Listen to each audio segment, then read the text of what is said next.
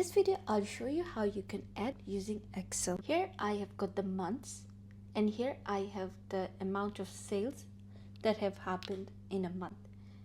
I would like to calculate the total sale number. So to do that, what you have to do is first type equal, and then you can click on the cell, plus sign.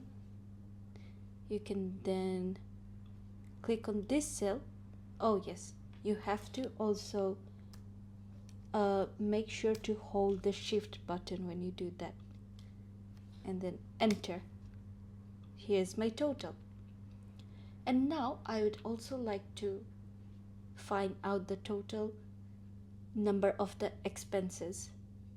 So in this time, instead of putting all of the cell numbers manually, what I'm gonna do is click on this one where the formula is already added, and then I'm gonna click here, hold it, and drag it here.